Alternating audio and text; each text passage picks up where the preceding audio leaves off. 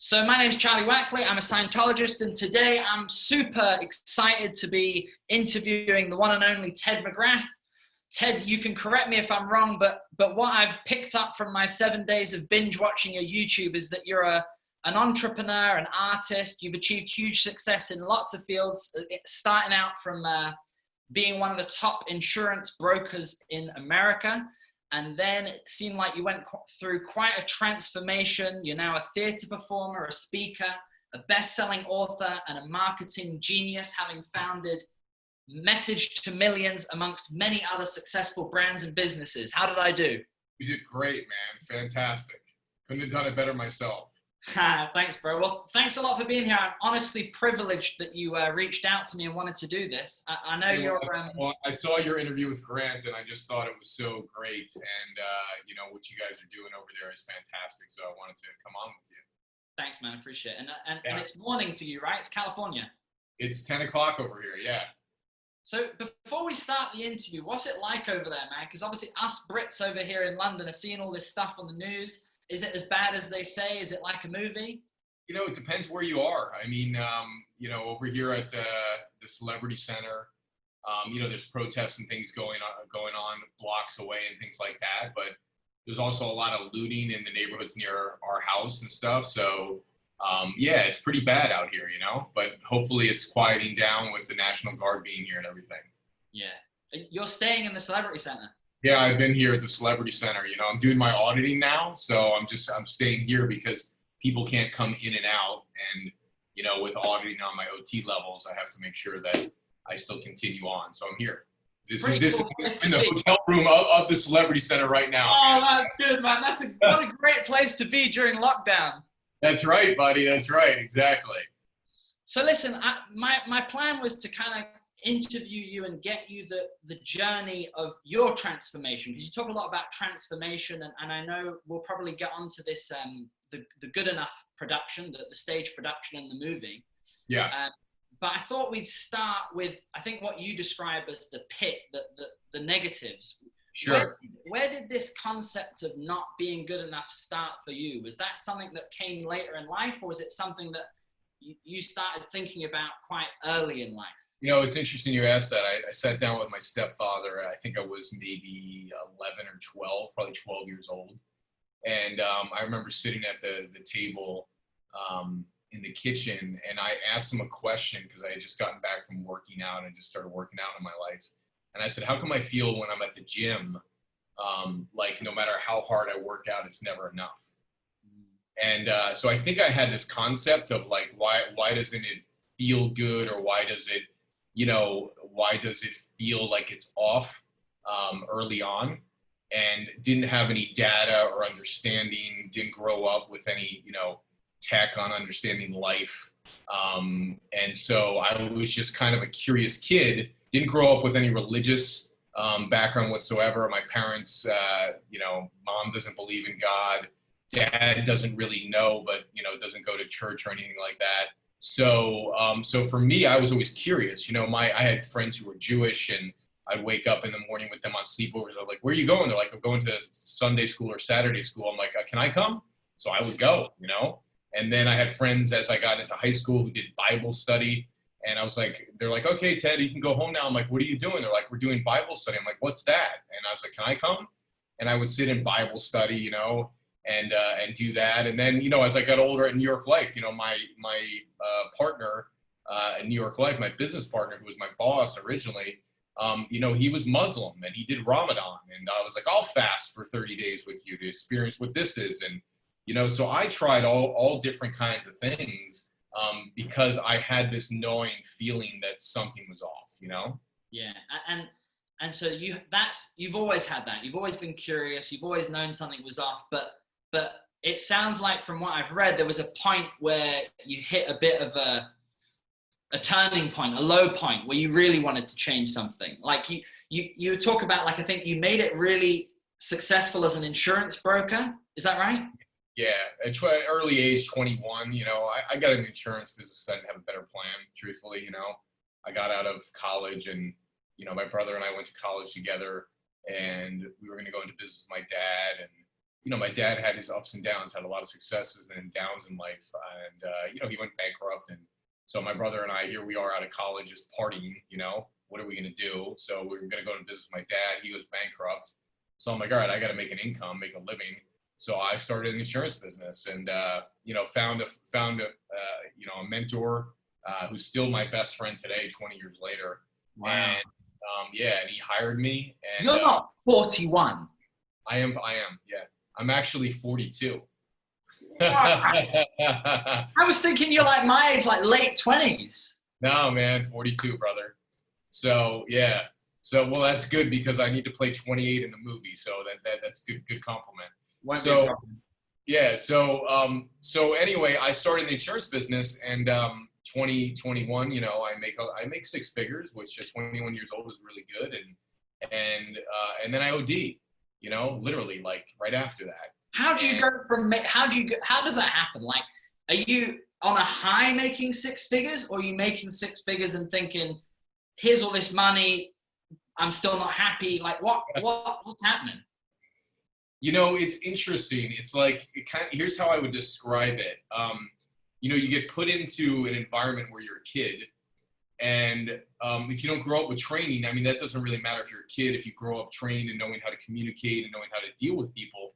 But I didn't know how to communicate at a young age. So going to meet with people and sell was like, imagine like trying to push the biggest boulder up a hill and feeling that type of struggle every day and just confronting the communication with somebody. That's what it felt like. So to accomplish that, it felt like I was wrenching my guts out every day. Now, don't get me wrong. There were great moments. We had so much, love from my mentor and so much fun together. But the kind of anguish to accomplish that felt like a big struggle. So, the release point for me at the time was, it was going to drink. It was going to do drugs because that's when I felt free. Like there wasn't that struggle doing that. There was that, on top of the world, it's kind of like you live as a star by night and, you kind of pray for that during the day and hope maybe that you can have that during the day, but you don't. So you weren't an addict. You were like a social user? Yeah, I don't identify with the addict thing, just like AA, I don't identify with that addict stuff. I was a partier. Did I have a problem? Yes, So, and it was more built around the aspect of like, not alcohol. It was what was underneath that I needed to handle. Yeah. And so, so I OD'd one night, I did too much. I did probably 15 drinks of alcohol, a bunch of cocaine, 2 pills of ecstasy. And, I'm on the floor at 4 a.m. I get out of the shower. I realize something's wrong in the shower. I walk out. I got this towel around my body. I'm in the kitchen. I fall to the floor. My brother, he hears me, thanks God. He comes out of the bedroom. He sees me on the floor. And I remember we were being there for probably a good hour just of like, he's trying to nurse me back, give me Gatorade. But I remember leaving my body like the first time I realized I was a spiritual being. And I didn't know it at the time. Later in life, I reflected. But I'm coming out of my body, and I feel this enormous pressure. And I'm like, what is that? Like, not at the time, looking back. And it's like I'm trying to hold on to stay in my body. Yeah. So there's constant like feeling like what, boom, boom, boom, boom, boom, boom. And it was just this enormous pressure, And I held on, and people are like, well, why didn't you go to the emergency room? And it's kind of funny because we're making a movie about this, but the questions that go through your mind at that time, for me, it was like, man, how shameful is this? If I go to the emergency room or I die and my parents, what are they going to think, So what I find amazing though, and it's so funny how few people talk about this, is what you just said about the kind of, whatever you want to call it, the outer body experience. Because I remember, like, for me, when I started doing Scientology and acknowledging the fact that I'm a spirit or soul and not just the body, I also looked back and had a couple of moments in my childhood and in my past where that had happened. And it's quite an eye-opening experience. But you don't know what's happening when you go through it for the first time.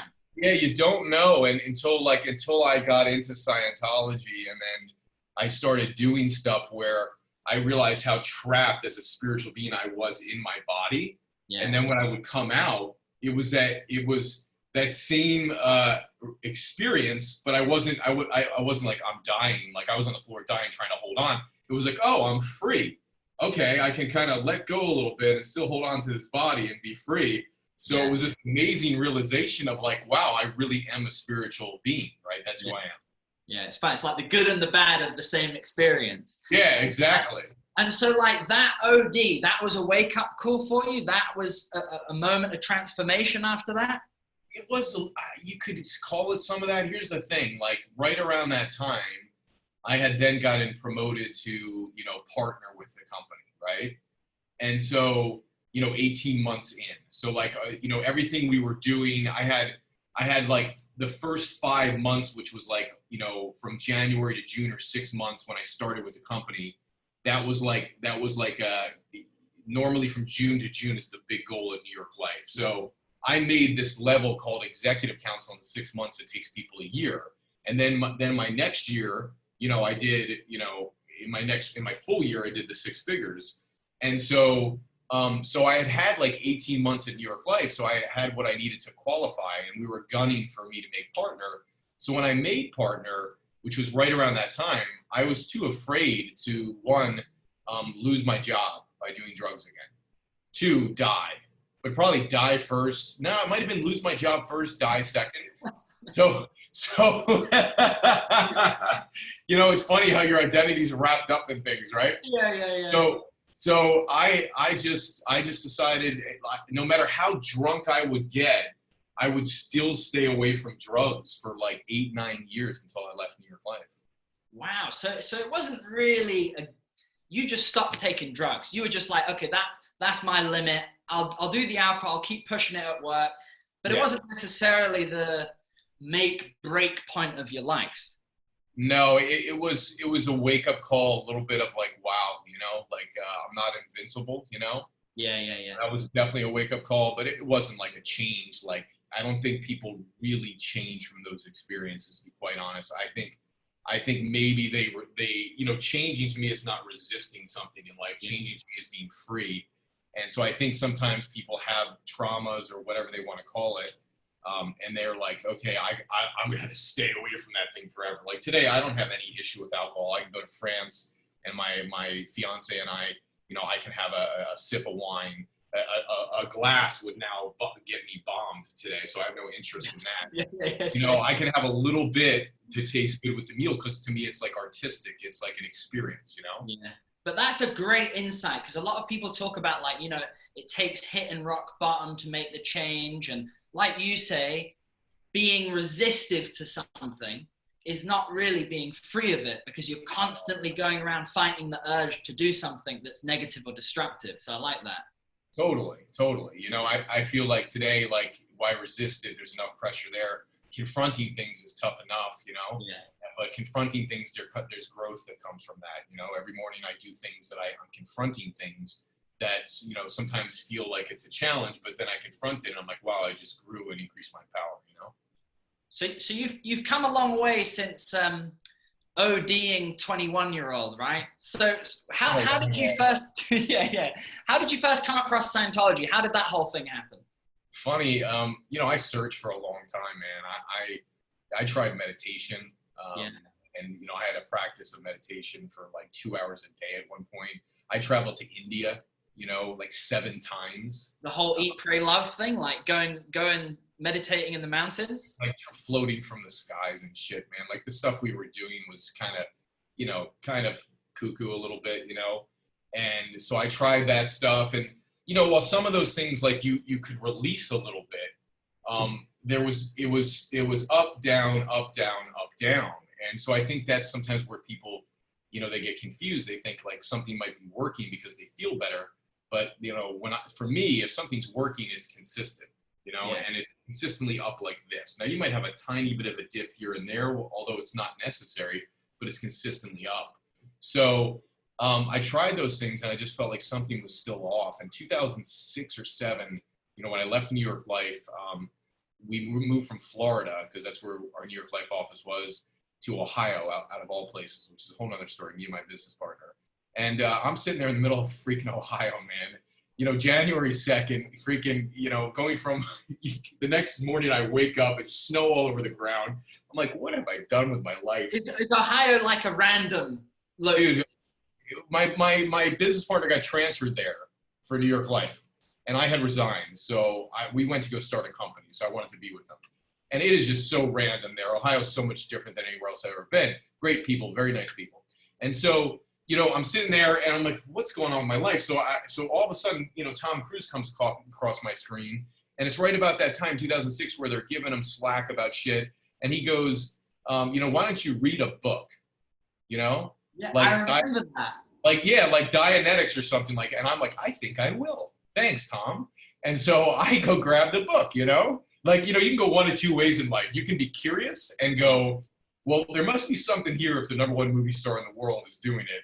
Yeah. Or you can shun things, The smart people explore and are curious. The other people, no comment. So I get the book, right?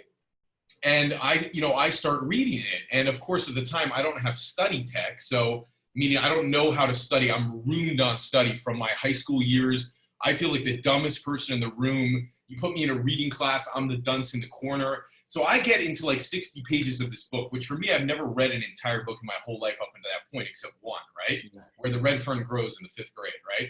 So here I am reading. So like me, dude.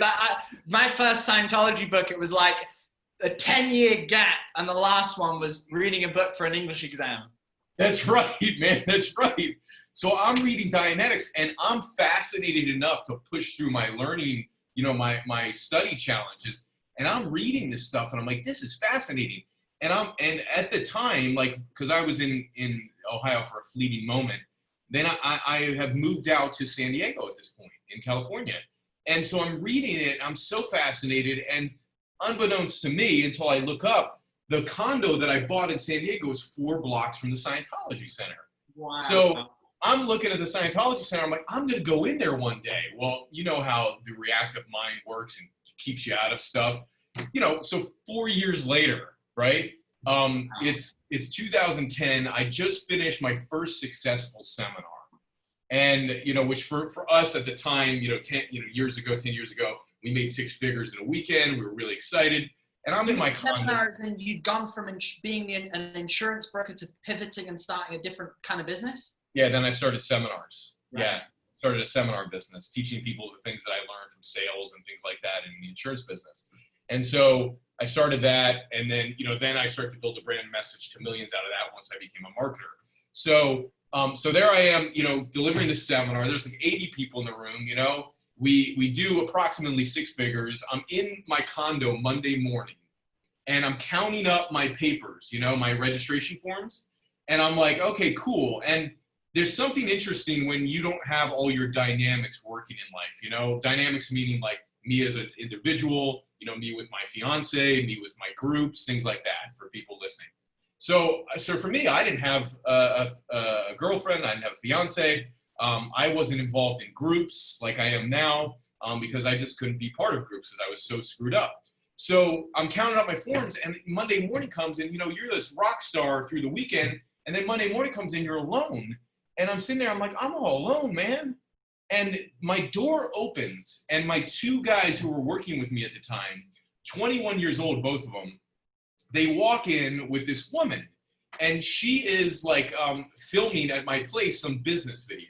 Yeah. And so I'm in like my sweatpants and my gym shirt workout, and I come out, and I think she thinks I'm the camera crew or whatever, and she just kind of like she's a little bit like, hey, how are you? But doesn't know who I am. So I go back into the room, and I let them do their thing, and I hear this song playing. And so I walk out, and I'm like, I know that song from India, And she's like, you know this song? I'm like, yeah. I was like, I heard that song when I was in India. And she looks up on my bookshelf, and she goes, Dianetics. And she goes, are you a Scientologist? I go, no. She's like, well, what are you doing with the book? And I said, well, Tom Cruise is talking about it on TV, and I figured I'll just go grab it. And she goes, oh, we got to go. We got to go out to dinner. So the 4 of us go out to dinner. We're sitting there, And at this time, I'm still ruined on alcohol and drugs, right? I had kind of relapsed for a weekend on drugs at the time, like, you know, shortly after that or before that. Yeah. So she goes, let's go out to dinner. So we're sitting at dinner, and she starts telling me about the purification process, which is, you know, to get the drugs and the alcohol out of your body. And I don't know how we got on the topic, but she started asking me, and I said, you know, I drink. I've been wanting to stop drinking for a long time. I tried to resist for 6 or 11 months. I said, and I resisted, and then I went out one night, and I got hammered, and then I went on a bender, and then I'm doing cocaine and ecstasy. And she's like, oh, yeah, it's because it's not out of your system. I'm like, what do you mean? I work out, and I sweat it out Monday or Tuesday morning. What do you mean it's not out of my system? She's like, well, the drugs and the alcohol stays in your fat cells. I'm like, what? Yeah. I've never heard that before. Yeah. And she's like, yeah, and so if it's in your cells, that means every time you're walking around, it's constantly impinging upon your mind. It's in your body. Yeah. You know, so it's impinging on you as a spiritual being who's running this body. And I'm like, no shit. And I'm like, well, how do you solve this thing? And she's like, well, there's this thing called the purification process at the Scientology Center. And I'm like, call the dude. She's like, who? I'm like, whoever does this. Yeah. Yeah. And it's 9:30 at night, and if you know Scientology, I mean, we're so committed to the mission of freeing the planet that everybody's working, you know, round the clock, right? Certainly till 10 o'clock at night. Yeah. So I pick up the phone, 9:30, and I say, call him. So we call him right from the restaurant. I'm like, dude, I'm coming in. He's like, what? I'm coming in. I'm coming in, man. So I show up the next morning. He's like, you know, and I was like, here you go. Like, I'm in for the Purif. I heard it's like XYZ dollars. And he's like, yeah, well, don't you want to know about Scientology? I'm like, dude, just get me in the tank, that sauna thing. Yeah. Get me in the sauna right now. Get me in the sauna right now, man. Just get this shit out of my body, and then I'm happy to talk about anything. So I did the Purif. That was your first ever thing in Scientology, Everything. other than reading Dianetics. Yeah, first ever thing. Yeah. And so I get in, and then, you know, however many days later I come out, and they took my IQ before I went in and after. And I didn't want to know what my IQ was. So before version. Bro, what's that? You didn't want to know the before version. I didn't want to know the before or after, right? Yeah. Right? So this funny story. So I sit down with I just want to know how much my IQ went up from before the Purif and after. So it went up 5 points. Yeah. In that time frame. Since doing Scientology courses, my IQ has gone up about 35 points. Wow. It's right around 135, 136 right now. So it tells you where I was before. Isn't that amazing? It's amazing because, especially when you consider it's one of those things that we're taught doesn't change in people. You know what I mean? It's like you're taught that if you're a drug addict, you're a drug addict. If you're depressed, you're depressed. If your IQ's 100, your IQ's 100. So the fact that it can change, not just by 5 points, but that significantly, is mind-blowing. It's mind-blowing. And for me, you know, for most of my life, and I think other people have dealt with this, I got through school by memorizing, not understanding. Yeah. So I always felt like I was ruined on comprehension. I'd be in a conversation with you, and I couldn't understand. I would have to have somebody repeat something so many times because I just couldn't comprehend.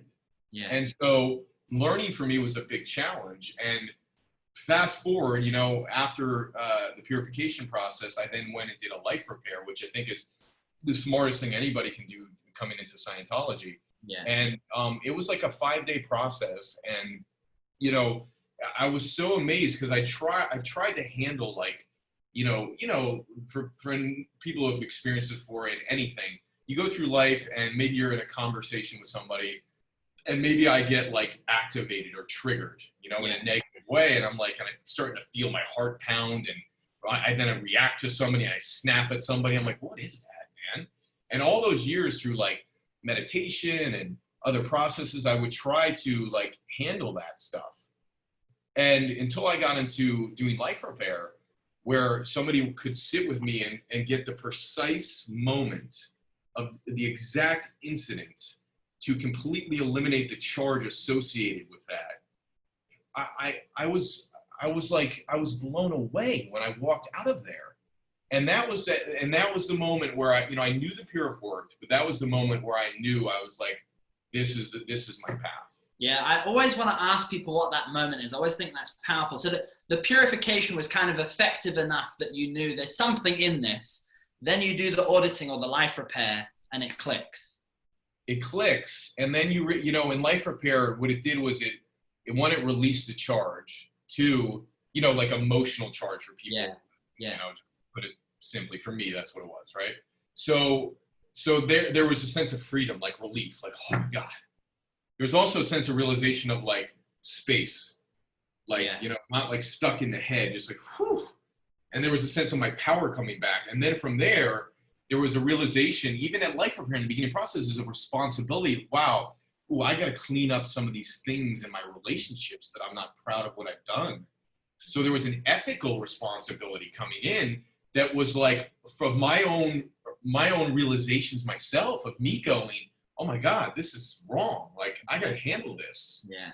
And that was the beginning of like, wow, like the missing thing in anything else that I'd done was a bunch of things, but one thing was just ethics and responsibility. You know, I think a lot of times people think you can go do things and you can be totally free from things. And you know, reality is like, freedom is the ability to confront anything, from my perspective, you know? Yeah, I remember like one of the first courses I ever did in Scientology was personal values and integrity. And for me, that was my aha moment, you know, when you see exactly as you're saying, it's so powerful. Even though you think before you make that leap that it's scary to be that level of responsible for your life, but actually when you can do it, it's so empowering, and it's actually easier in a lot of ways than the other way, than being irresponsible. Totally, man. And it's like, you know, there's not just us on our own, for us being responsible for ourselves. We got to take responsibility for mankind in whatever way we choose. You know, some people are doing it today through protests. Everybody's got their own point of view. And, you know, one thing that I've learned in being around Scientologists is what's true for you is what's true for you, right? You know, that's the things that I've learned from Hubbard, right? This is my own viewpoint I'm putting on it, right? But these are the things that I've taken away. And so I think it's important, like, for me, a drug-free world is a big thing that I support. It's one of the largest non-governmental drug education-based initiative on the planet, right? We're educating people on the truth about drugs. And so, you know, 2 weeks ago, you know, the world's fallen apart to a certain degree. You know, we're on a virtual live stream like this with 9 or 10 people raising $40,000-$50,000 for a charity, when most people are complaining about their finances. And we're like, well, we still have to help people because people are home. The drug rates are rising because people are going insane being inside. We need to help, man. Totally. And that's the level of responsibility that I think we need more of on this planet, you know? Yeah, and like you said before, when you were a successful insurance broker, you're kind of a one-man band. And now you mentioned the dynamics. Being able to have a group, a family, etc., that support that same goal is super powerful. Totally.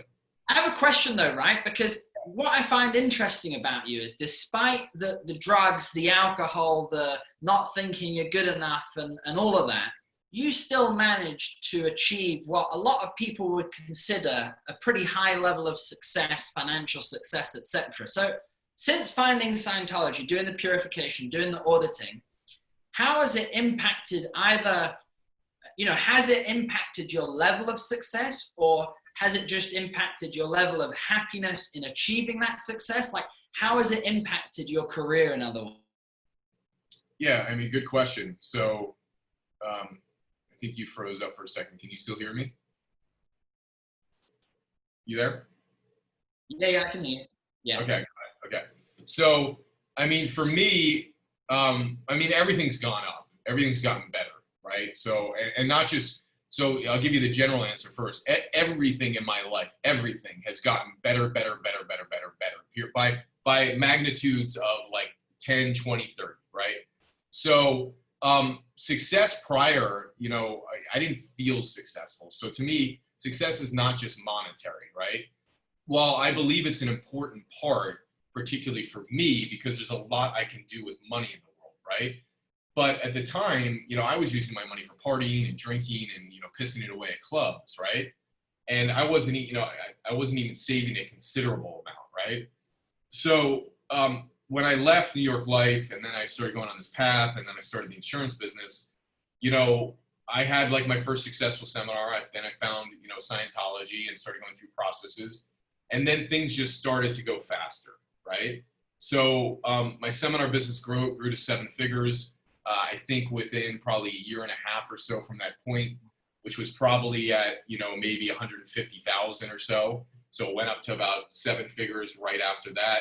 And then from there, I started to get educated. There's something in Scientology called student hat, which basically teaches anybody how to study. And I'm not speaking for Tom Cruise on this, but I believe he took this course because I think he had a learning disability, and from what I've heard, this helped him, right? Yeah. So in that situation, I was like, I need study course, right? So I took this course, and when I came out of learning how to study, I was like, wow, when I don't know a definition, I should look it up. That makes a whole lot of sense. Yeah. If I'm sitting in class and I'm trying to understand this concept, maybe I should draw out the concept. Oh my God, what a concept, right? Yeah. You know what I'm saying? Maybe I should have some clay and some demos and demo things. Whoa, holy cow. So I'm not spinning in my head and want to pass out at the table. Yeah. So I was like blown away, man. And I came out of there and I got on a marketing call with my Facebook team. And I asked every question that I wanted to know for the first time because I wasn't afraid to know it. And then when I was asking questions, I realized they didn't know certain answers. And I started, so you would have never even asked the questions before that? I would never ask the question because I didn't want to get some confusion that would like make me want to kill everybody on the line, right? Yeah. Because that was the reaction I used to get. Now I don't get like that. I used to get like belligerent of like, oh my God, I don't know, what was this effect that I'm having? I had words I didn't understand, man, So I would ask questions and then I realized, wow, many of the experts I talk to, this is my experience in their field, there's a lot of things they don't know about their field and there's a lot of confusion they have. So I said, if the guys trying to teach me this and running it don't know fully, why don't I learn it fully so I can run them on it? And that's what I started to do. And from coming out of that course of learning how to get educated and basically study and apply, we were running Facebook ads at the time. We went from like 2,000 to 3,000 leads a month to 11,000 leads a month in 30 days. Wow. So you 5-6x the business within a month. Yeah. And the revenue of the business, after that time period went up by 240% in 1 year from what we were doing. So the online business started to take off. And so that was the realization of like, I was spending a couple thousand a month. Now we spend close to 200,000 a month in advertising. And so I learned that and I realized, okay, an audience, gets you the ability to do what you want. Then from there is when my dream of getting into acting and doing my stage play came in. Wow. And that's what I found interesting because when I was first introduced to you, I thought Ted McGrath, oh, he's an actor. But actually it's almost like you've grown into that artistic side of what you want to do with the play, with the film that's coming. Yeah, I grew into that. It's interesting. Right around when I met my fiance was when I did my first play about 7 years ago. Is she another success of Scientology? Because you mentioned being alone before that, and she's as good looking as you are. Oh, she is. Yeah, she's better looking than me. Don't tell her I said that. So she's amazing. And, I brought her in to try out her first thing. And, she was funny. Brian, who's one of my good friends here, was like, she came in, she's like, listen, I don't want she goes, I just want the courses. I just want, that auditing thing where I can release the charge and, get freed up. But I don't want any religious stuff and things that go with this and whatever, because I'm Christian, and people have this misunderstanding when it comes to Scientology because they think like it is technically a religion, right? Because we're dealing with the spiritual being, but we have Muslims in here, we have Christians, we have Mormons, we have all different religions that come here because it's tools to free yourself. And we have all different religions. So, and we don't have, for my own personal belief, you believe in what you want to, whatever your belief in God is, it's your belief in God. All people here that I've met through my observation, they have different beliefs in God, which is great. So, whatever's true for somebody here is great. And so she came in as a Christian and she just shot up, man. She's beyond me now in her training, in her processing, not her training, but in her processing. and she's doing fantastic. And, you know, her mom was over the other day and we were sitting down having this conversation. She's like, my mom was telling me about our religion because her mom's very Christian. I said, that's great. I said, you know, listen, you know, talk to your mom about that stuff. Listen to what she has to say about Christianity. I'm interested in it.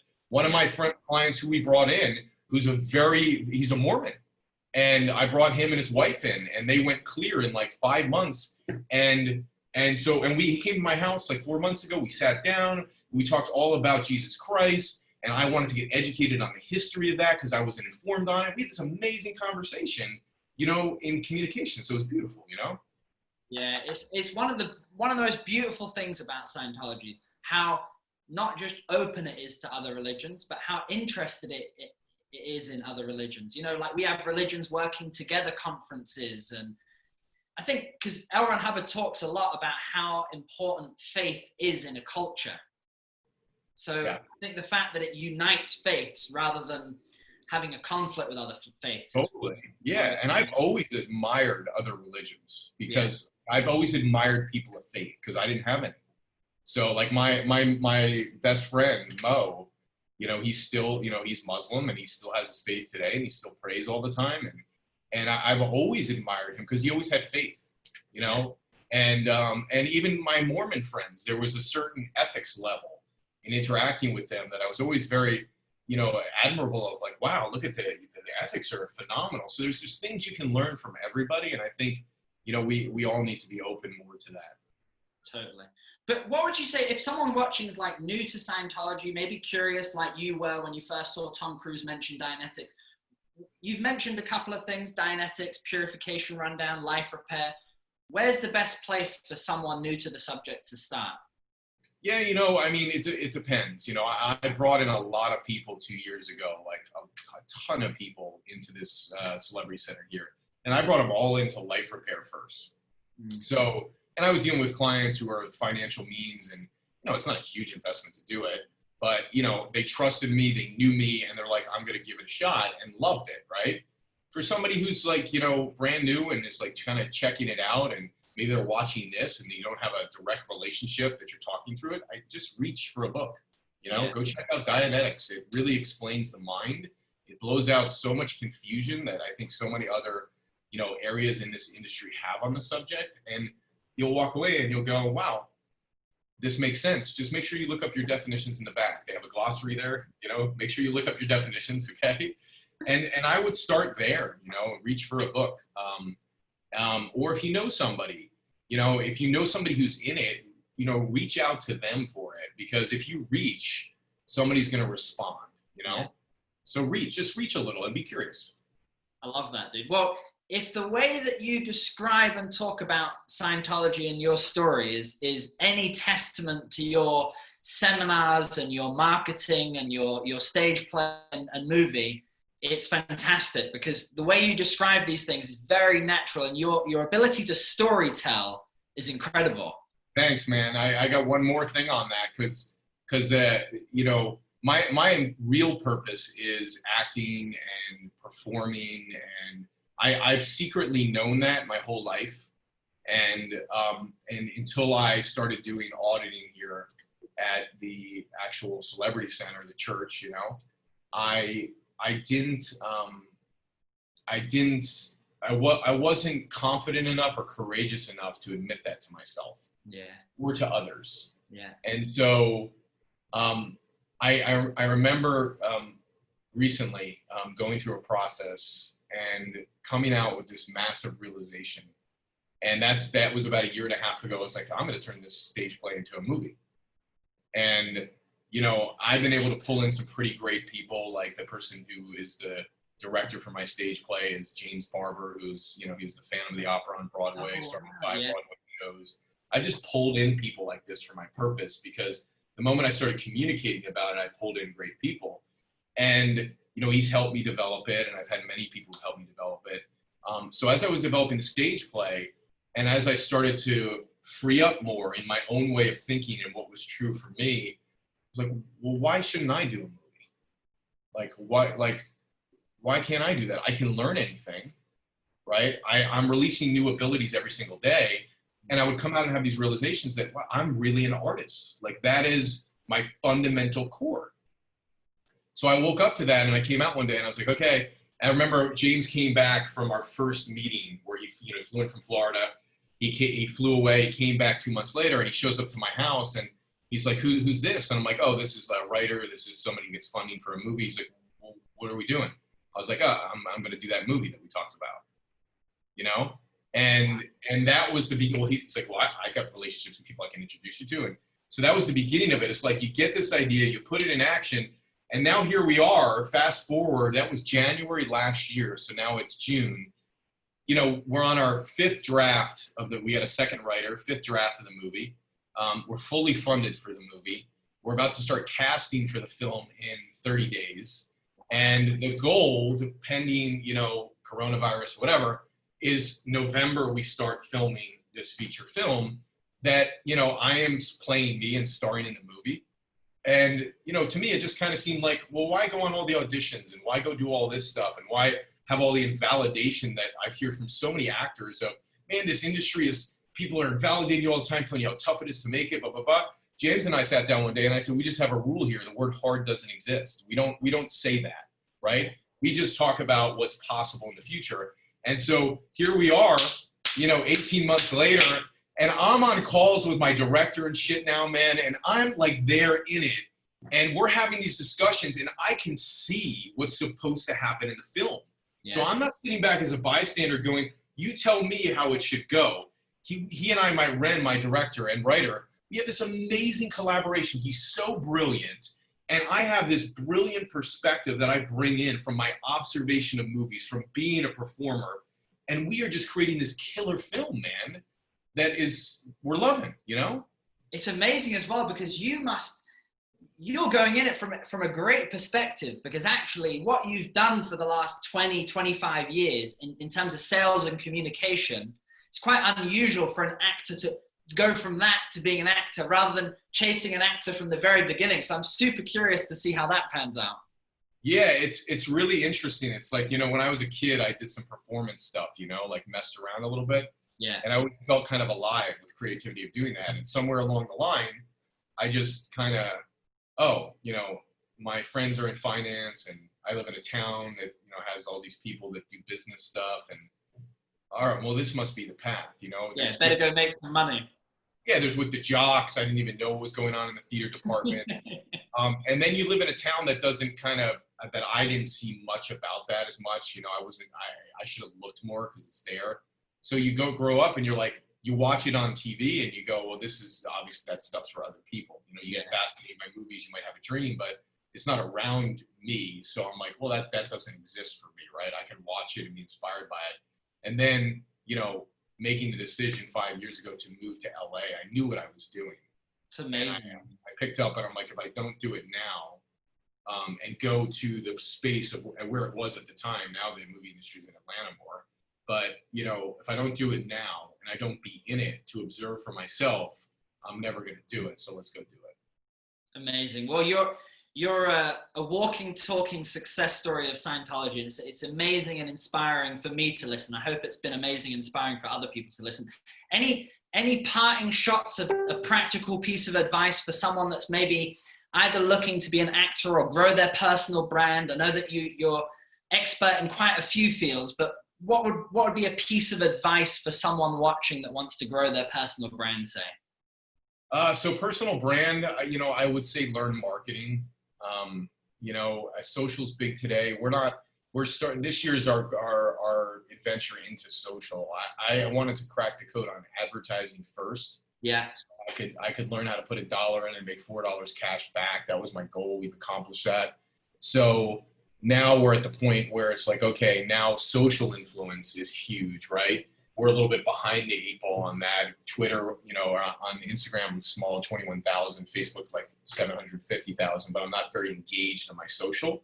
So this is the year that we're getting very engaged in it. So one, if you're a business person, and you know, you can raise money to go start a business. You can raise money for advertising. Anything's possible. You just got to kind of raise your perspective on it. And, you know, I would get into the advertising game. I would figure that out. Yeah. Cause it's a license to print. Yeah. Secondly, if you're like, that's not the path for me right now, anybody can get on and start creating a following. You just got to be really diligent about posting and creating content. So, you know, do one of those two things. And I would say pick a path. Don't try, you know, I think the problem with most people, certainly was for me, is I'm going to do everything, you know? And I think that happens from confusion. They get into one space, they start going down the path, they get some word maybe they don't understand, or whatever happens, and they get confused and they run away from that thing and they jump to the next thing. And they're like, that thing didn't work, and they didn't even try it, right? And then they go to the next thing, and they keep this cycle. And I did that for years, right? So my suggestion would be pick one thing, learn it, you know, and study it well. I would be looking up all my words religiously. I still learn things today, you know, where I'm till about 2 a.m. studying stuff, consuming content, looking up words. Any word I don't understand, I don't get lazy about it because I know that's the death of me. The moment I go past it, I'm done. I'm probably going to leave the subject. So, you know, learn something, stick with it, and get into it. That's personal branding. And then the second thing for actors, you know, there's a lot of people in the world who are a lot more experienced than I am, obviously, in the film space. You know, I do a one-man play, so I'm very proud of the fact of doing that, playing 15 characters. It's a big accomplishment, so I have a lot of experience in doing that. And I would say the one thing that I would suggest, like as a performer, as an actor, is, you know, you have to know what is true for you and not listen to the input of other people unless you've hired somebody specifically to help direct you on your coaching and your acting style. And if you've done that, here's my suggestion. Like my acting coach for my film, he's so validating, right? There's never a word where it's like, that was horrible. Yeah. If I did a monologue, I can feel when it's off. I don't need somebody going, that's shitty. I can feel when it's on. So the one thing I love about working with him is he will tell me, he'll go, Ted, wow, that part right there, it's like, you were so good right there. And then I'll go, in this line here, let's try this. And he's what a brilliant style of coaching people, because he's validating. And yeah, it's all constructive. What's that? It's all constructive. It's not critical. Yeah, it's beautiful. So that's what I would just say. Like, you know, stick to your truth, be around people who are validating, and I think you'll be good. Ted, thank you so much for doing this, man. I really, honestly appreciate you taking the time to do this and share your story. It's been super inspiring for me, man. And if it's okay, I'm going to end with a little quote that I think is appropriate in our current climate. Go for it, my man. It's from this little bad boy. Way to happiness. I just think, you know, in the current climate with the crazy things going on, it's important to keep this in mind. So L. Ron Hubbard says, sometimes others seek to crush one down, to make nothing out of one's hopes and dreams, one's future and oneself. By ridicule and many other means, another who is evil intention toward one can try to bring about one's decline. The real handling of such a situation and such people, the real way to defeat them is to flourish and prosper. If you flourish and prosper more and more, such people go into apathy about it. They can give up completely. So I think you're a great example of someone that's flourishing and prospering. So thank you very much. Yeah, and I have one more thing to say before we head off. That was beautiful, that quote. Thank you. So just one more thing is just, you know, I think for everybody listening, it's really important. I think sometimes, you know, I wish I had reached, and this is for anything. This could be you're listening to us now and you're like, I should go buy a book like Dianetics. This should be like, hey, I should go try this life repair thing Ted's talking about. It might be you're thinking about marketing and building your personal brand. I should go try this. And you know, go see for yourself is what I would say. Yeah. If you look at any subject in the world, there are people who are going to be naysayers about it. And those are mostly the people who haven't even done it, observed it, or tried it for themselves. There is a certain group of people on the planet who like to spread bad news. It's just the reality of the situation. So, you know, trust yourself more than anybody else on the planet. 100%. And just go out and take a look. If you're curious about marketing, you know, I've been in the marketing industry and I've heard from people going, this stuff doesn't work. You know, the marketing industry is a scam. Like, come on, man. Like, there's so many great people I've met in the marketing industry. Are Are there some dodos here and there? Yeah, but that's like that in any industry. Yeah. You know, so sometimes it can be hard because maybe we've had setbacks, I know for myself, or losses in life, and you get to a point where maybe it just feels like I used to say like, oh man, I don't really want to try this anymore. You know, I used to be that guy with marketing. I'm not a marketer. I'm not. Well, I keep telling myself that, or I can't be free, man. I've tried every spiritual process in the world. I can't work. Well, I keep telling myself that, dude. I'm going to pull in the people who are coming there saying the bad things about this stuff. You know what I'm saying? So, you know, be smart. That's the only thing I say to people. Like, if you have people around you that you see that are doing things that you're watching and you're going, how are they doing this? Peel back the layer a little bit, and if you look underneath it, you're going to see that there's some habits and some reasons why these people are successful. Grant Cardone was just on this show, okay? I've heard him say that 90% of his success, right, and I'm paraphrasing here, so go to the source to get it, has to do with his fact that he's taking courses and things in Scientology. Yeah. You know? And listen, I'm not afraid to pitch anything, because if I believe in something, I'm going to say, hey, you should go do it. Yeah. And at least you should go check it out for yourself, because I can't tell you or make you do anything, but I can certainly influence you to go be open to checking it out. Yeah. You know, my stats and the things that I've been able to accomplish business-wise, I'm not at the level that Grant is, but artistically, 7 years ago, I had a dream, and look at what I'm stepping into, you know? I've been able to create total freedom in my business to where I'm in this phase where I spend maybe 3-4 hours in my business a week, and the rest is dedicated towards my entertainment. How are these things happening? Peel it back, my friends. Look a little bit deeper than what you see, okay? Well, what we see is great too, man, but I totally agree with you. Your curiosity seems to be a real common theme in these things. And I think if people take your advice and are curious enough to go check it out, whether that's reading a book or reaching out to a Scientologist, you're another great testament and success of what we practice and what we do. So I really appreciate you sharing your story. Hey, thanks, man. I appreciate you having me on. You're great, man. I love your energy. And so when I saw you do the interview, I was like, I got to reach out to this guy. I'm sure we'll meet, right? Well, definitely, man. At your wedding or at Flag? Hey, you got it, brother. There you go. Our wedding got pushed back till next year. So it was supposed to be this year in September in Monte Carlo. So we had to push it back. So it's probably going to be in May. Okay, fine. I'll still be here. You got it, my man. Great to talk with you. I appreciate you. You too, bro. Take care, brother. Cheers.